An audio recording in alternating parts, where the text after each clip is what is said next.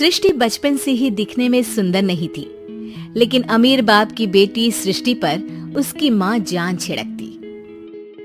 मेरी बेटी कितनी प्यारी है, भगवान सबको सृष्टि जैसी बेटी दे। सृष्टि धीरे धीरे बड़ी होती है। एक दिन सृष्टि की सहेली कहती है, तू दिखने में कितनी अजीब सी है, लेकिन मैं जानती हूँ हम सब में सबसे अच्छी शादी तो तेरी ही होगी। तेरे पापा अमीर जो है। और बता नहीं सकते यार, दहेज तो हर कोई देता है, ये क्या ज्यादा ले जाएगी अपने पति के लिए? अरे बड़े शहर में कोठी है इसके पापा की। अरे पापा की है ना, कौन सी इसकी है? इसकी होती तब तो कोई भी लड़का इससे शादी कर लेता।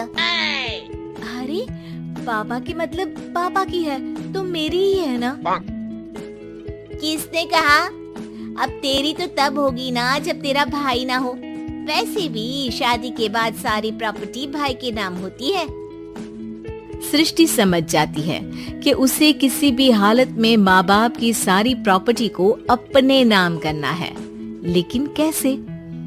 एक दिन सृष्टि का भाई शीनू कहता है, बहन क्या कर रही है? तुझसे एक बात करनी है। अरे हाँ करना, मैं तो तेरी बहन हूँ। बहन मेरी लाइफ में ना एक लड़की है, बहुत अच्छी है। मैं सोच रहा हूँ माँ और पापा से बात करूँ शादी के लिए। सृष्टि को समझ में आ जाता है कि भाई की शादी होते ही भाभी उसे एक दिन भी घर में बर्दाश्त नहीं करेगी। क्या बात है भाई, बताना कौन है वो?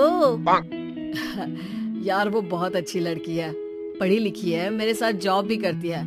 बस एक प्रॉब्लम है। हाँ प्रॉब्लम? क्या प्रॉब्लम है भाई?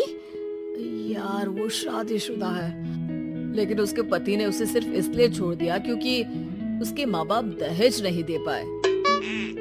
सृष्टि ये सुनकर न जाने क्यों खुश हो जाती है। अरे भाई तो क्या हुआ, लड़की तुझे तो पसंद है ना? शीनू को लगता है कि बहन उसे समझ रही है। वो इस बात से अनजान होता है कि उसकी बहन की मंशा पूरा घर हड़पने की है। सृष्टि अपनी माँ से कहती है, मम्मी मुझे तो बहुत चिंता है। पता है शीनू क्या कर रहा है? अरे क्या कर रहा है? वो तो काम पर जाता है और वापस घर आता है। नहीं ना माँ, वो यही तो नहीं कर रहा, बाकी सब कर रहा है। आपको पता है उससे प्यार है, और वो भी एक शादीशुदा लड़की से। ये क्या हो गया? मैं सोसाइटी में क्या मुंह दिखाऊंगी? अरे तेरे पापा तो यही कहेंगे कि मैंने ही उसे बिगाड़ दिया है। माँ देखो, मेरी बात मानो, पापा पर भी विश्वास करने की जरूरत नहीं है। अब आप ही बताओ, पापा इतनी देर घर के बाहर रहते हैं क्यों? बोलो। अरे बेटा वो तो नौकरी करते हैं ना।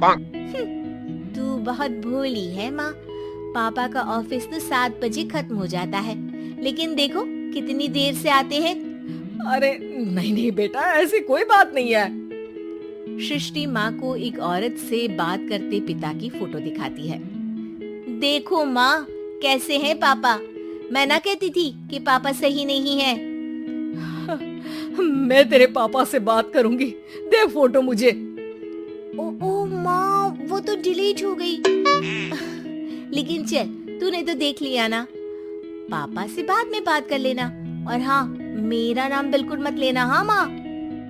अब क्या था, सृष्टि के माँ और पिता के बीच झगड़ा होना शुरू हो जाता है। सृष्टि के मन में क्या चल रहा था कोई नहीं जानता था।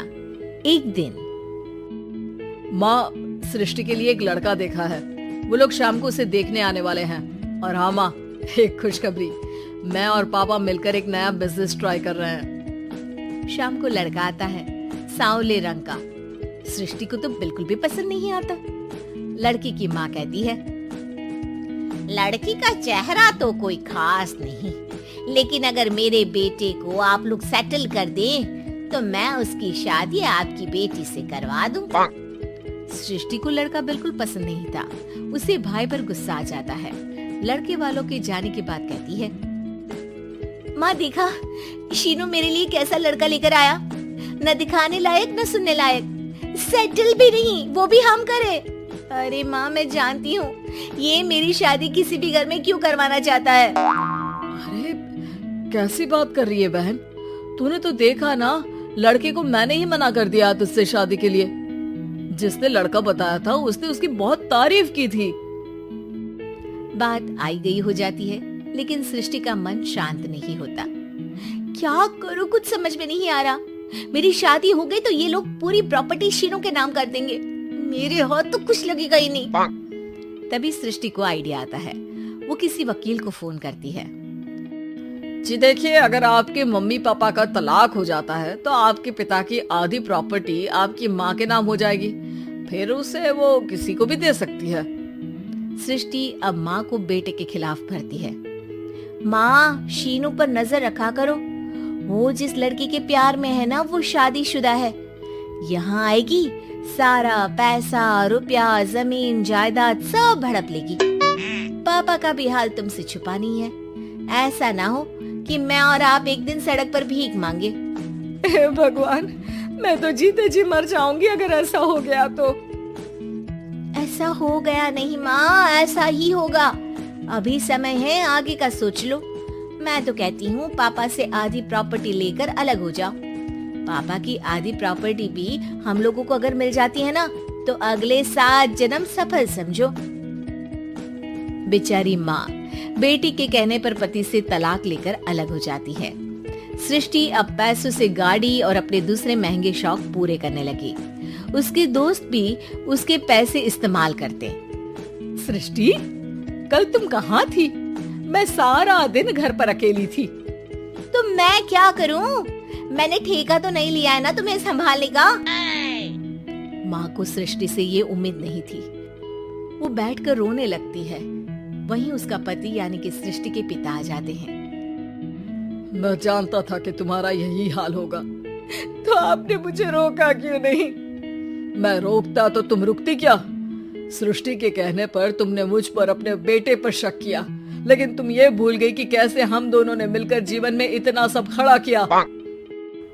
माँ पति के गले लग जाती है। मुझे माफ कर दीजिए, मैंने आपकी कमाई का एक बड़ा हिस्सा गवा दिया। कोई बात नहीं, तुम साथ हो तो मैं ऐसी 7 प्रॉपर्टी खड़ी कर दूंगा। तभी वहाँ सृष्टि आ जाती है रोते हुए। माँ, मयंक ने मुझे छोड़ दिया। वो बोल रहा था जब तक मेरे पास पैसे थे तब तक ही वो मेरे साथ था।